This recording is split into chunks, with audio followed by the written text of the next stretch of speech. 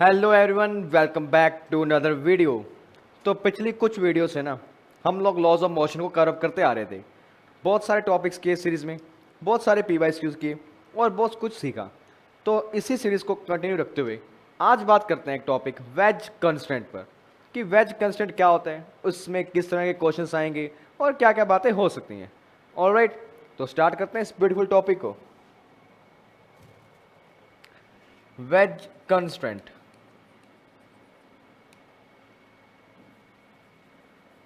तो देखो सीन क्या है।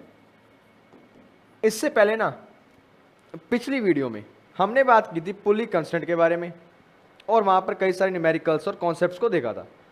आज बात करेंगे वेज कंस्टेंट। इसमें क्या होता है, क्या कुछ सीन बनता है। तो देखो, कंस्टेंट के बारे में तुम्हें आइडिया है कि कंस्टेंट एक ऐसा मोशन होगा कि जिसके अंदर आपके पास एक बॉडी का मोशन दूसरी पर डिपेंड करता है।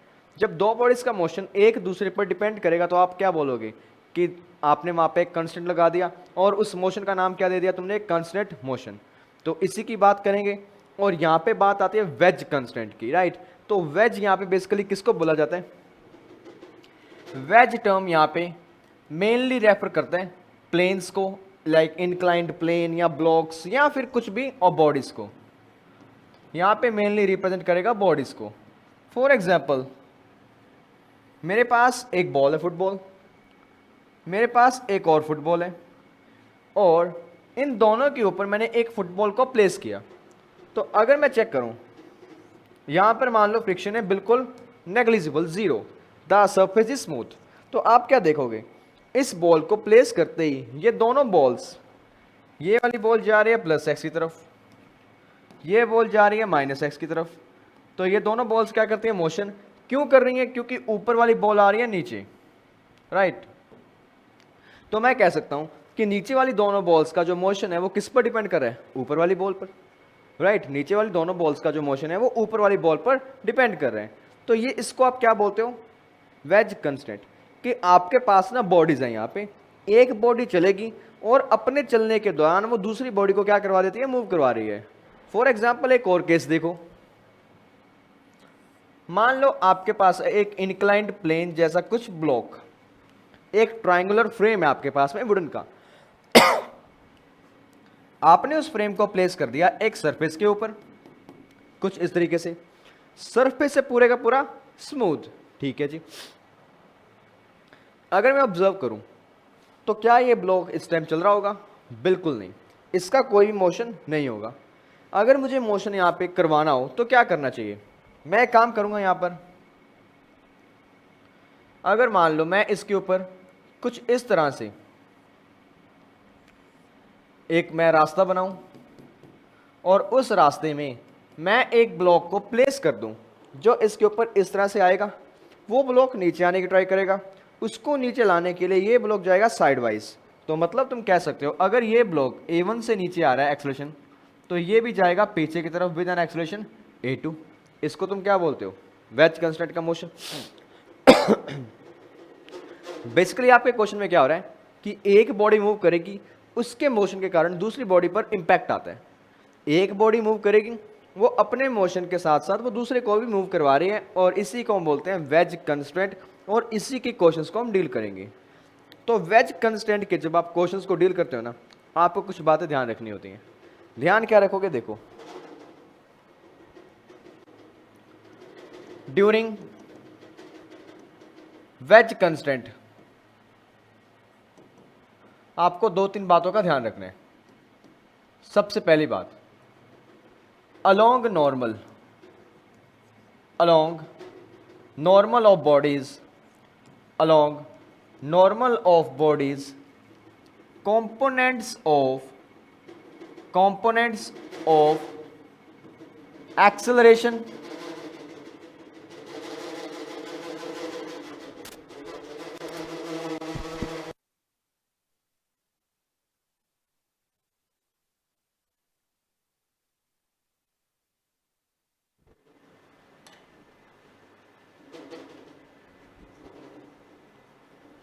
along normal of bodies, components of acceleration is equal of both bodies, एक की पॉइंट सबसे ज़्यादा इंपॉर्टेंट, इसका मतलब क्या है, न्यूमेरिकल्स में अप्लाई करेंगे, प्रॉब्लम्स में अप्लाई करेंगे तभी समझ आएगा, थ्योरी वाइज ये समझ नहीं आती ये बातें। इसको न्यूमेरिकल में अप्लाई करके दिखाऊंगा, वहां पे तुम्हें दिखेगा कि क्या कहना चाहता हूं मैं, राइट।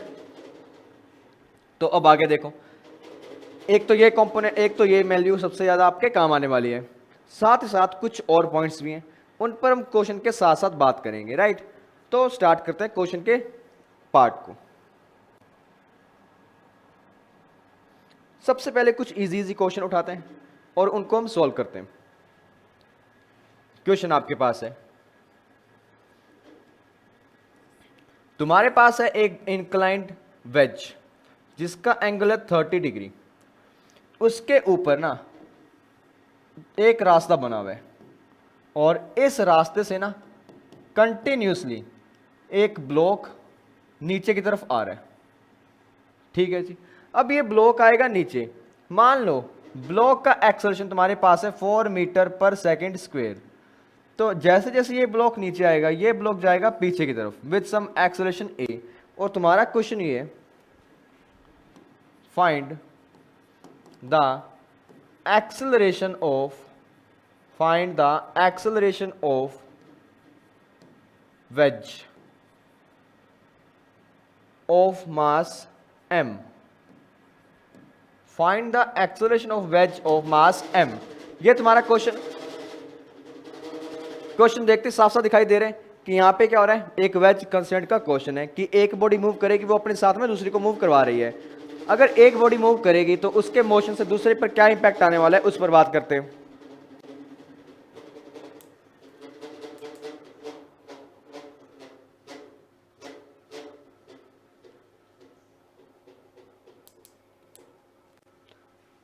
तो देखते हैं क्या सीन बनने वाला है यहां पर। तो सबसे पहले जो मैंने तुम्हें की पॉइंट बताया था उसकी बात करते हैं। की पॉइंट क्या था, along normal acceleration of both bodies is equal, यानी नॉर्मल के अलोंग एक्सेलरेशन का जो कंपोनेंट है ना वो सेम रहता है। मतलब क्या, अब देखो ये तुम्हारे पास है इंक्लाइंड प्लेन, ये एंगल था 30, बिल्कुल यहां पे हो रहा है टच दोनों बॉडीज का, क्योंकि ऊपर से क्या आ रहा है, एक कंटिन्यूसली एक वेज आ रहा है और ये जाएगा पीछे की तरफ। तुम बोलते हो कि ये आ रहा है नीचे विद सम एक्सेलरेशन 4 मीटर पर सेकंड स्क्वायर, ये जा रहा है पीछे की तरफ, इसका एक्सेलरेशन है ए। तो तुम सबसे पहला काम क्या करते हो इन क्वेश्चन के अंदर, तुम फाइंड करते हो इन दोनों के बीच में रिलेशन। वो कंस्टेंट रिलेशन कहां से आता है तुम्हारे पास में, यहां से आएगा। सबसे पहले ना आप यहां पे बनाओगे एक नॉर्मल को, तो सबसे पहले मैं नॉर्मल बनाता हूं। तो नॉर्मल बनाते हैं, तो नॉर्मल बनाते बनाते देखो ये बनेगा तुम्हारे पास में नॉर्मल, बिल्कुल ये नॉर्मल बन गया इन दोनों के बीच का।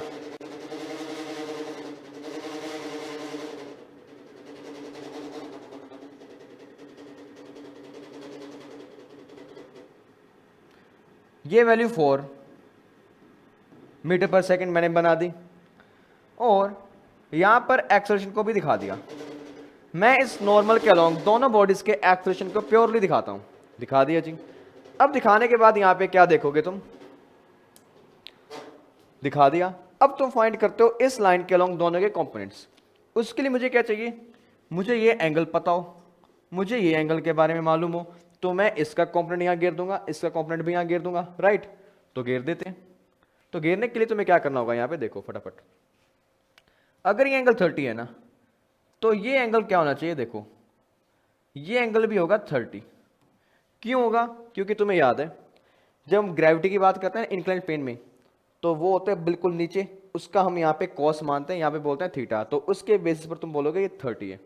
अगर ये 30 है ना, तो ये क्या होगा देखते हैं, ए और 4 दोनों हैं एक दूसरे के परपेंडिकुलर। अगर मैं ए को यहाँ ले जाऊं तो मैं देखूंगा ये एंगल कितना है 60, तो ये भी कितना हो जाएगा आपके पास 60।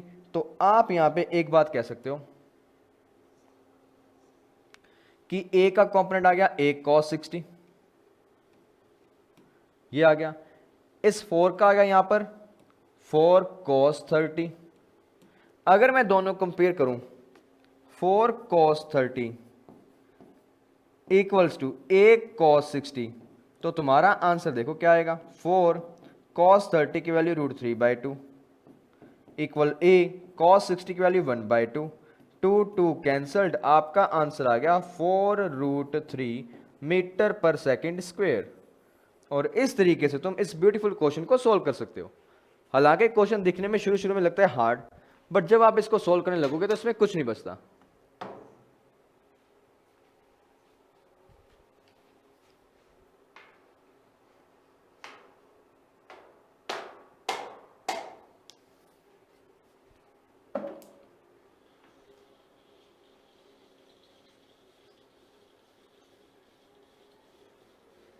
तो ये पूरे का पूरा यहां पे सिनेरियो है। ऑलराइट, तो ऐसे तुम करते हो इनको क्वेश्चंस को, और ये जो पूरे का पूरा प्रोसेस है ना, इसको हम बोलते हैं कंस्टेंट रिलेशन बनाने का प्रोसेस, कि कंस्टेंट रिलेशन तुम कैसे बनाते हो इस क्वेश्चन के अंदर, राइट। तो अब थोड़ा सा आगे बढ़ते हैं।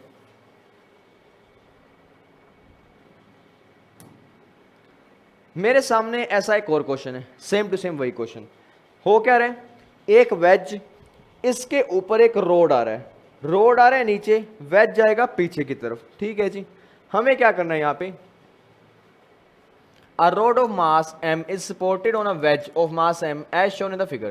Find the acceleration of the rod A and wedge A in the arrangement as shown in the figure. ठीक है जी, कर देते हैं। तो वो कह रहा है फ्रिक्शन को इग्नोर कर दो। अब तुम खुद देखो, ये ब्लॉक आएगा नीचे की तरफ, इसका एक्सेलरेशन होगा A, ये ब्लॉक जा रहा है इस तरफ, इसका एक्सेलरेशन उसने बोला कैपिटल A, तो वो कह रहा है स्मॉल a और कैपिटल ए दोनों की वैल्यूज आप बता दो, तो बता देते हैं। तो सबसे पहला काम तो हम करते हैं यहाँ पे रिलेशन का डेरिवेशन, कि इनके बीच में रिलेशन क्या होगा, राइट। फिर बनाएंगे इनके मोशन की इक्वेशंस। तो देखो, अगर मैं इसको थोड़ा सा जूम करूं,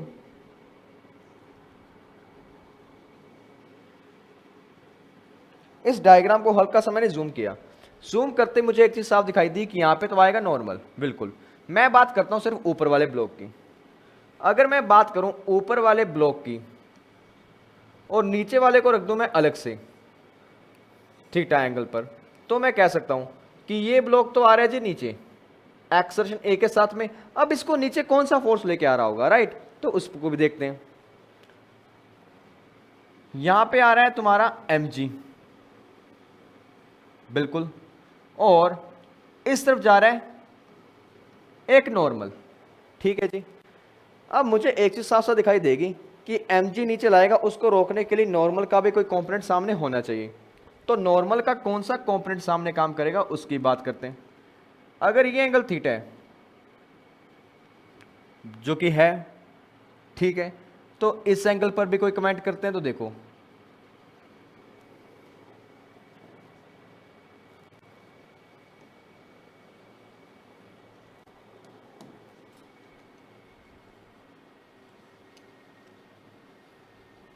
ये तुम्हारा mg और ये तुम्हारा n, ये एंगल थीटा, तो ये एंगल भी क्या हो जाएगा तुम्हारे पास में, अगर इसके कोरस्पॉन्डिंग आप बनाओगे ना, ये एंगल भी हो गया तुम्हारे पास में थीटा। अगर ये थीटा, तो ये भी क्या हो गया तुम्हारे पास में थीटा। तो आप इसके बेस पर कह सकते हो this is n cos theta, this is n sin theta. तो इसकी इक्वेशन में ये बना सकता हूं mg minus n cos theta equals to small m into a, equation number 1। ये पूरे का पूरा सीन बन गया। अगर ये सीन बन गया, अब आगे प्रोसीड करते हैं। अब बात करते हैं इस ब्लॉक की। इस ब्लॉक में क्या आ रहा होगा, यहां पे लग रहा है नॉर्मल, बिल्कुल नॉर्मल लग रहा है, नीचे इसका mg होगा। अब मैं देखता हूं इसको मूव कौन करवा रहा होगा। अगर ये नॉर्मल, तो यहां पे चेक करते हैं, ये एंगल आपका अल्फा है, अल्फा है तो मैंने इसको थीटा मान लिया, कोई बात नहीं, इसको थीटा कंसीडर कर लो तुम, थीटा मान लिया। तो अब चेक करते हैं थीटा और कहां का आएगा, यहां पर भी आएगा थीटा। तो तुम बोलोगे this is n cos theta, this is n sin theta. तो मैं कह सकता हूं इसके केस में जो मोशन करवाएगा वो कौन होगा, only and only n sin theta, रोकने वाला कोई भी नहीं। तो आप इक्वेशन ये लिखोगे, इक्वेशन नंबर 2। ठीक है जी, लिख दी। इतना काम हो गया हमारा, आधा काम हो गया। मुझे फाइंड करना है ए और कैपिटल ए दोनों का वैल्यू अलग से। ए और कैपिटल ए का वैल्यू अगर अलग से फाइंड करना है तो मुझे चाहिए यहां पर ए और कैपिटल ए के बीच में एक अच्छा सा रिलेशन। तो वो अच्छा सा रिलेशन बनाने के लिए मैं क्या करूंगा, यहां पे मैं बनाऊंगा कंस्टेंट रिलेशन। कंस्टेंट रिलेशन अगर तुम बनाने की सोचोगे तो तुम्हें पता है कंस्टेंट रिलेशन में मतलब तुम्हें चाहिए ए और कैपिटल ए में एक रिलेशन। वो कहां से आएगा, आप दोनों के नॉर्मल के अलोंग एक्सेलरेशन लिखोगे और वहां से तुम बोल सकते हो कि हाँ हाँ ये सीन हो गया। तो अगर मैं डायग्राम और बनाऊं, राइट, ये तुम्हारा ऊपर से आ रहा है वेज और ये दोनों का कॉमन नॉर्मल। इसकी एक्सेलरेशन पीछे की तरफ ए, इसका एक्सेलरेशन नीचे की तरफ स्मॉल ए। ये एंगल है आपके पास में थीटा, तो ये भी हो जाएगा थीटा। तो आप बोलोगे इसका एक्सेलरेशन आ गया ए कॉस थीटा। अगर ये थीटा है तो ये तुम्हारा हो जाएगा 90 माइनस थीटा। तो आप इसके लिए बोलोगे this is a cos 90 minus theta, और तुम इसको एक नाम और दे सकते हो ए साइन थीटा, वो भी यूज कर लेंगे हम। तो कांस्टेंट रिलेशन से एक बात सामने आ गई, a cos theta will be equal to capital A cos 90 minus theta, और आप इसको लिख सकते हो a cos theta equals capital A sine theta. Equation number 3, 1, 2 and 3 तीनों आ गई। अगर तीनों आ गई अब आगे प्रोसीड करो। इस इक्वेशन नंबर 1 को आप ऐसे लिखो, n cos theta will be equal to m ji minus m a, बिल्कुल लिख दिया जी। अब आगे प्रोसीड करने के लिए मुझे क्या चाहिए, यहाँ पे मुझे यहाँ पे ए और कैपिटल ए की वैल्यू चाहिए। तो उसके लिए काम करो, इक्वेशन नंबर 1 को ना 2 से कर दो डिवाइड, या इक्वेशन 2 को 1 से डिवाइड कर दो। 2 को 1 से डिवाइड करोगे आपके पास आएगा N sine theta divide by N cos theta equal to sine theta की value capital M A, cos की value small M ji minus A, बिल्कुल एन एन कैंसिल। यहां पे बना आपके पास में tan theta equals to capital M into A divide by M ji minus A.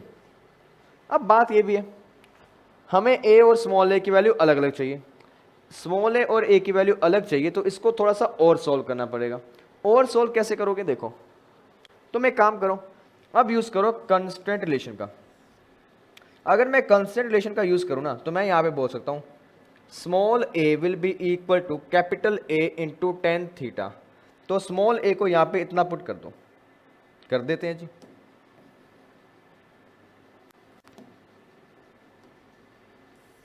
Put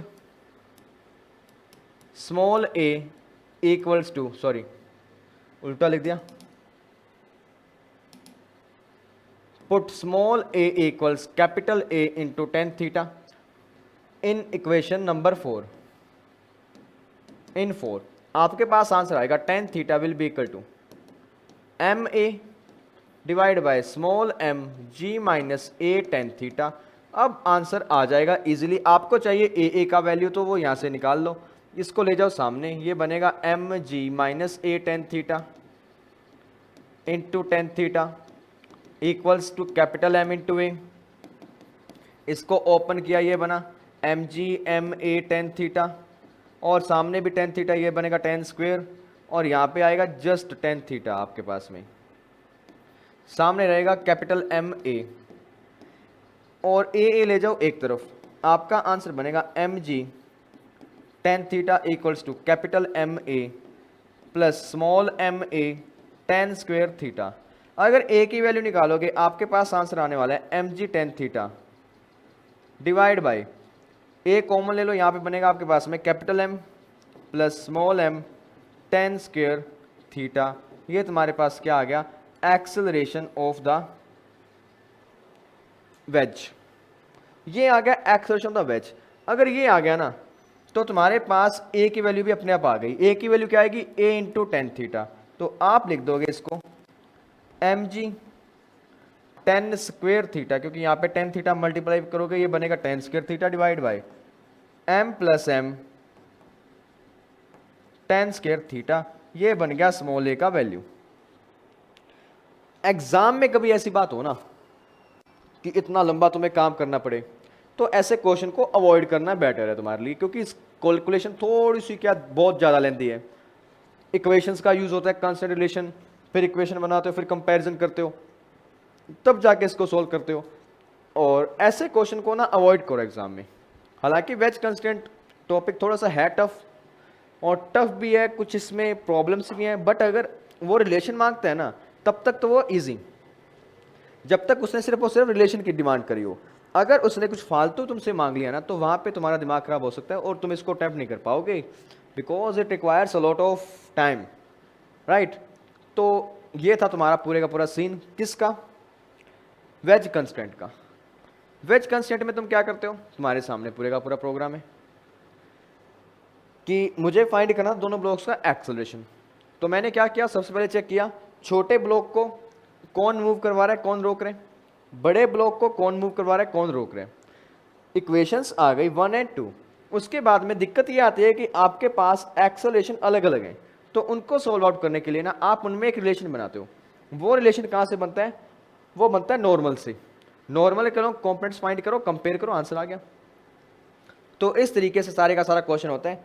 अब चलते हैं अगले क्वेश्चन पर। तो देखो अगला क्वेश्चन क्या कह रहा है, देखो A plank of mass m rests symmetrically on two wedges C of mass capital M. What is the acceleration of the plank? Neglect the friction of between all the contact forces. Question में ना हल्का सा change करते हैं। Question में change क्या है, मैं इस लाइन को हटा रहा हूं और मैं यहां पे लिखता हूं अगर ये नीचे आ रहा है विद एन एक्सेलरेशन 4 मीटर पर second square, then find the acceleration of wedge, और यहां ब्लॉक बोल दो बी एंड सी। अब देखो क्या करना है, एक एक्सेलरेशन आ जाए ना तो दूसरा अपने आप आता है, बट जब आपको सारे फाइंड करने हो ना तो वो बहुत लेंथी प्रोसेस होता है। उसमें तुम्हें इक्वेशंस का यूज़ करना पड़ता है, कांस्टेंट रिलेशन का यूज़ करना पड़ता है, उसका कोई डायरेक्ट या शॉर्ट ट्रिक मेथड नहीं है, और ये थोड़े से लॉन्ग क्वेश्चंस हैं। उसकी जगह तुम इसको डायरेक्ट यूज़ करो। तुम क्या करोगे, तुम्हें पता है कि ये ब्लॉक आएगा नीचे, उस ब्लॉक के नीचे आने के कारण ये दोनों जाएंगे साइडवेज, दोनों साइड में जाएंगे, तो साइड में जाने दो। तुम्हें क्या फाइंड करना है कि इसका एक्सेलरेशन a1 क्या होगा, इसका एक्सेलरेशन a2 क्या होगा, उसकी वैल्यू फाइंड करते हैं। तो करते हैं, देखो मैं बात करता हूं ब्लॉक बी की। सबसे पहले ये थीटा और ये तुम्हारा इस पर टिका दिया तुमने अपना एक ब्लॉक या वेज जो भी है ये। अब तुम्हें पता है कि नॉर्मल की जो लाइन बनेगी ना वो यहां बनने वाली है, ये बनेगी नॉर्मल की लाइन। अब तुम्हें पता है इसका एक्सेलरेशन किस तरफ है, इस पूरी लाइन के नीचे की तरफ, कितना 4 मीटर पर सेकेंड स्क्वायर, और इस ब्लॉक का एक्सेलरेशन आपके पास आ रहा है पीछे की तरफ, कितना आ रहा है a1। अगर ये एंगल थीटा, तो उस केस में ये भी क्या हो जाएगा तुम्हारे पास में थीटा, राइट। अगर ये थीटा हो गया तो अब आप क्या बोलोगे इसके बारे में, ये थीटा ये आएगा 90 माइनस थीटा, बिल्कुल वो थीटा आ गया, ये 90 माइनस थीटा हो गया। अगर सारी वैल्यूज आ गई तो अब बोल दोगे 4 का इस तरफ का कॉम्पोनेंट आ गया 4 कोस थीटा, a1 का यहाँ पे कॉम्पोनेंट आ गया a1 cos 90 minus theta. Then you can say along normal components of acceleration are same। तो इस केस में ना 4 cos थीटा उसकी वैल्यू किसके बराबर आ गई, a1 cos 90 minus theta. 4 cos theta equals a1, यहां पे लिख दो साइन 90 माइनस थीटा को, सॉरी cos 90 को साइन थीटा। तो मैं कह सकता हूं a1 will be equal to 4 cot theta. ये मेरा आ गया आंसर। बिल्कुल, ये आ गई A1 की वैल्यू। अगर A1 की वैल्यू आ गई तो ऐसे तुम A2 की फाइंड कर सकते हो। A1 और A2 सेम रहेंगे, क्यों? Due to symmetry. Due to symmetry A1 और A2 सेम रहेंगे, दोनों की वैल्यू क्या आएगी आपके पास में? 4 टाइम्स ऑफ कोट थीटा। और ये तुम्हारा आने वाला है आंसर। और ये था कंस्टेंट रिलेशन फाइंड करने का प्रोसेस, कि जब आपसे कंस्टेंट रिलेशन मांग लिया ना तो तुम इजीली फाइंड कर दोगे। अगर उसने एक्सेलरेशन फाइंड करवा लिया कुछ भी ना देके, भाई साहब फिर नहीं होता, फिर तो बहुत टाइम कंज्यूमिंग है। ये होने को होगा, nothing is impossible, but exam में ना इक्वेशंस बहुत आते हैं, इक्वेशंस बनाओगे और बनाओगे और आंसर हो सकता है शायद गलत आ जाए, राइट? तो ऐसे क्वेश्चन को अवॉइड करके सीधा हम काम पे लगेंगे, तो ये पूरे का पूरा सीन है।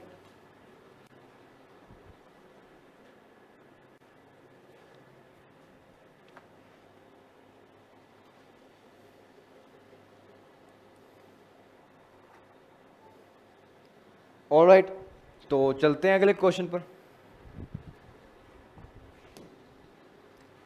अगला क्वेश्चन क्या कहता है देखो। Figure shows a rod of length L resting on a wall and the floor. Its lower end A is pulled towards left with constant velocity u. As a result of this, end A starts moving along the wall, down along the wall. Find the velocity of other end B downward when the rod makes an angle theta with the horizontal. Scene कुछ ऐसे, ये है एक दीवार और ये खड़ा है तुम्हारा एक फ्लोर, ये दीवार और फ्लोर, यहां पे रखा एक रोड, रोड को टिका दिया। तुमने क्या किया, इस रोड को हल्का सा मूव करवाने का ट्राई किया। अब ये आगे बढ़ेगा तो ये रोड धीरे धीरे कुछ ऐसा मोशन करेगी,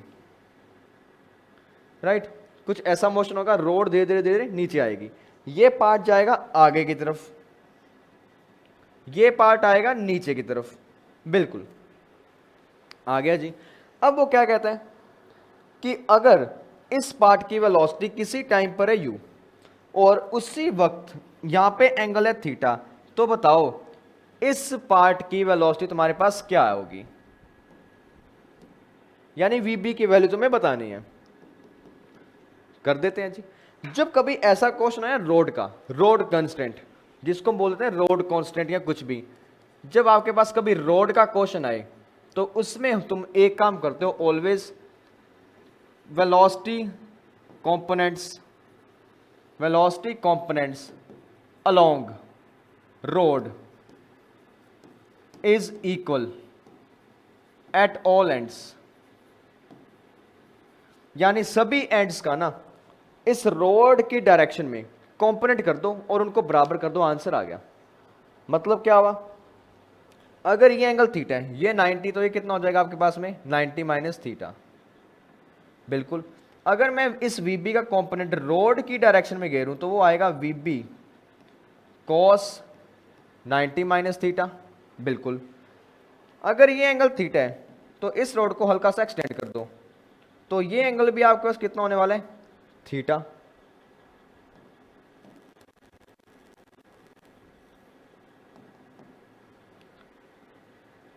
तो यहां पे भी एंगल आएगा आपके पास में theta, because vertically opposite angles. तो आप बोलोगे इस डायरेक्शन में कंपोनेंट क्या आ गया, u cos थीटा। ये कंपोनेंट और ये कंपोनेंट होने वाले हैं बराबर, thus u cos theta will be equal to VB cos 90 minus theta. u cos theta will be equal to VB sin theta. तुम्हें VB का वैल्यू फाइंड करना है, वो किसके बराबर आएगा, u इंटू कॉट थीटा, और ये तुम्हारा आ गया आंसर। यही तुम्हें फाइंड आउट करना था। रोड का क्वेश्चन जब भी आए ना इस तरीके का, तो रोड है ना पूरी की पूरी, उस रोड की लेंथ के अलोंग तुम वेलोसिटीज के कंपोनेंट कर डालो, वेलोसिटीज के कंपोनेंट कर डालो और कंपोनेंट्स कर दो कंपेयर। मतलब अगर ये VB है, ये एंगल थीटा, तो ये क्या हो जाएगा 90 माइनस थीटा। तो आप बोलोगे इस डायरेक्शन में आ गया v b cos 90 minus theta, और अगर ये थीटा है तो ये भी क्या हो जाएगा थीटा। तो तुम यहां बोलोगे this is u cos theta, this one and this one both are equal, दोनों को कंपेयर कर दो, आंसर आ गया यू कॉट थीटा, सिंपल। वहां पे क्या करते अलोंग नॉर्मल, यहां पे अलोंग रोड, रोड आएगा तो रोड के अलोंग कंपोनेंट्स को कंपेयर करो और सोल्व कर दो। ये होता है तुम्हारे रोड के क्वेश्चंस कि जब रोड फिसलती है तो क्या होता है। अब अगला क्वेश्चन देखो, हालांकि ऐसे क्वेश्चन मैंने कल करवाए भी थे तो इसको दोबारा देखते हैं। कल वाले वीडियो में ना मैंने पुली कंस्टेंट की बात की थी, तो अब भी देखो यहां पे क्या हो रहा होगा। जब आपके पास ना ऐसे स्ट्रिंग का केस आए तो मुझे इतना पता है जितनी वेलोसिटी से स्ट्रिंग ऊपर जाएगी उतनी वेलोसिटी से स्ट्रिंग इस तरफ आएगी। बिल्कुल सीन क्या कह रहे हैं कि ये कोई यहां पे कुछ भी है थीटा के साथ कोई मास बंधा होगा, उसको तुम लेके जा रहे हो इस तरफ, जैसे जैसे तुम इस तरफ जाओगे ना ये मास आ रहा है ऊपर विद सम वेलोसिटी v2, किसी भी टाइम पर इसकी वेलोसिटी v1 है उसकी वेलोसिटी v2 है, तुम्हें फाइंड करना है v1 और v2 उनके बीच में रिलेशन क्या है, कर देते हैं। तो रिलेशन डिराइव करना है ना, तुम्हें इतना पता है अगर तुम इसको खींच रहे हो ये रोप ऊपर आ रही है विद वेलोसिटी v2, अगर ये रोप ऊपर आ रही है विद वेलोसिटी v2 तो ये वेलोसिटी पूरी की पूरी क्या रहने वाली है v2, यानी रोप की वेलोसिटी तो v2 है, और बट आपके पार्टिकल की वेलोसिटी क्या है v1 और वो इस डायरेक्शन में, अगर ये एंगल थीटा है तो ये भी क्या हो जाएगा थीटा। तो मैं कह सकता हूं इस v1 का कंपोनेंट अलोंग दी स्ट्रिंग तुम्हारे पास होगा v1 cos थीटा, और स्ट्रिंग की खुद की वेलोसिटी कितनी है v2, तो ये दोनों हो जाएंगे सेम, तो ये तुम्हारे पास आ गया कंस्ट्रेंट रिलेशन। एक लाइन में जिस लाइन में आप रोप को खींच रहे हो ना वो वेलोसिटी है v2, ठीक है जी, बट ये वेलोसिटी v1 है, तो इसका स्ट्रिंग के अलोंग कंपोनेंट कर दो ना, दोनों को कंपेयर कर दो, आंसर आ गया। दोनों को कंपेयर कर दो, आंसर हाथों हाथ आता है, और ये तुम्हारा आंसर रहने वाला है बिल्कुल। और ये सिंपल सा स्वीट सा क्वेश्चन था एक। अब आगे चलो,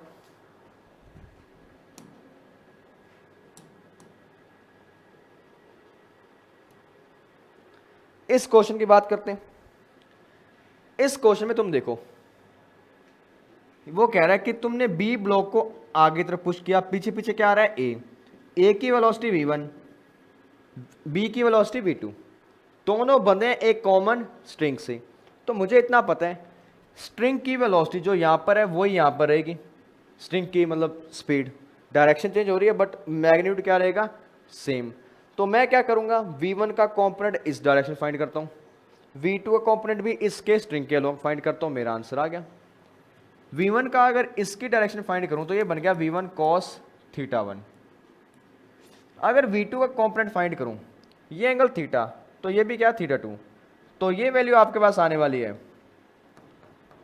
v2 cos थीटा 2, दोनों वैल्यूज आमने सामने रख दो, तुम्हारा आंसर आ गया।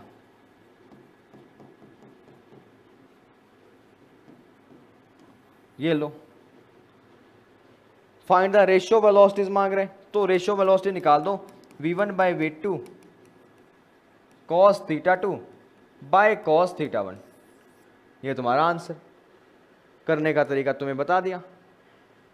स्ट्रिंग के केस में ना जब एक हो ऐसे तो हमेशा स्ट्रिंग की डायरेक्शन में वेलोसिटी सेम रहती है, तो तुम क्या करोगे अपने जो कंपोनेंट्स निकाल दो, जो जो ऑब्जेक्ट्स हैं उनकी स्ट्रिंग के डायरेक्शन में दोनों कंपेयर कर दो, आंसर आ गया राइट। तो ये पूरे का पूरा सीन है यहां पर भी।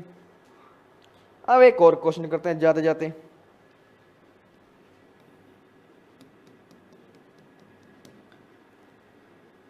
सिनेरियो में क्या हो रहा है, तुम्हारे पास में एक बॉल, इसके साथ प्लेस्ड है एक और ball just touching this one, जैसे तुमने इन दोनों बॉल के ऊपर एक बॉल रखा तो ये आ रहा है नीचे विद सम एक्सेलरेशन 2 मीटर पर सेकेंड स्क्वायर, जैसे ये नीचे आएगा ना ये इस तरफ जाएगा a1 के साथ में, ये इस तरफ जाएगा a2 के साथ में बिल्कुल। अगर इन दोनों की रेडियस यानी तीनों की रेडियस जो है आपके पास में इसकी रेडियस आर, इसकी रेडियस आर और इसकी रेडियस आर हो, तो मेरा क्वेश्चन ये, find the value of A1 and A2। A1 and A2 की वैल्यू फाइंड करनी है आपको, तो A1 A2 की वैल्यू फाइंड करनी है, कर लेते हैं। तो देखो सीन पूरे का पूरा, यहां पे हो रहा है वेज कंस्टेंट का सीन। तो मैं देखता हूं कि यहां से यहां तक एक नॉर्मल बन रहा है दोनों बॉल्स के बीच का, बिल्कुल। ये बॉल नंबर 1, ये बॉल नंबर 2, ये दोनों के बीच का नॉर्मल, और ये तुम्हारे पास आ गया ऊपर वाली बॉल का एक्सेलरेशन 2, और ये तुम्हारे पास आ रखा है नीचे वाली बॉल का एक्सेलरेशन A1। ना मेरे पास ये एंगल है ना ये एंगल है, एंगल होता है कॉम्प्लेक्स निकालता, कंपेयर करता, मामला खत्म। बट तुम यहां क्या करोगे, देखो मुझे चाहिए एंगल, एंगल कहां से आएगा, मुझे ये दिखाई दे रहा है कि इस सिचुएशन में ना ये डिस्टेंस R, ये डिस्टेंस R, ये डिस्टेंस R, ये डिस्टेंस भी R, ये R और ये भी क्या है R, it is becoming an equilateral triangle. अगर ये इक्विलैटरल ट्राइंगल है, ये एंगल होगा 60, ये एंगल 60, तो ये पूरा क्या होगा 60, तो उसका आधा क्या होगा 30, बिल्कुल। अगर ये 30 है तो यहां भी क्या होगा 30, और यहां भी क्या होगा 60, ये 60, तो सामने भी क्या बनेगा 60। अब तुम बोल दोगे 2 cos 30, 2 cos 30 और A1 cos 60, 2 cos 30 और A1 cos 60 दोनों है बराबर। 2 cos 30 will be equal to A1 cos 60। अगर मैं दोनों को सॉल्व करूं, यहां पे वैल्यू पुट कर दो, इसके साथ आएगा 1/2, 2 इंटू कॉस 30 की वैल्यू √3, 2 से 2 कटा, आपका आंसर आ गया A1 will be equal to 2√3 metre पर सेकेंड स्क्वायर। लो जी आ गई वैल्यू। जितनी वैल्यू A1 की आएगी same to same value A2 की भी आएगी, क्यों, ड्यू टू सिमेट्री। सिमेट्री के कारण दोनों वैल्यूज क्या होने वाली हैं, सेम टू सेम। तो अगर दोनों सेम है तो यहां पुट कर दो, और ये तुम्हारा क्या आ गया answer. And that is how you have to solve these kinds of questions.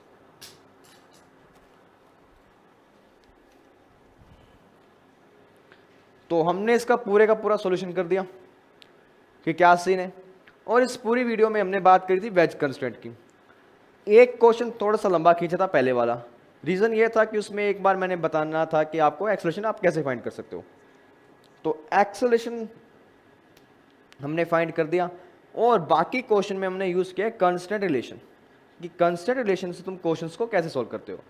तो सारे के सारे कई सारे क्वेश्चंस हो गए, और इतने क्वेश्चंस बहुत हैं आपके लिए इस वीडियो के लिए। सो आई होप आपको क्वेश्चंस और ये बातें समझ आई होंगी। So thank you for watching the video till now. So keep studying, keep working hard.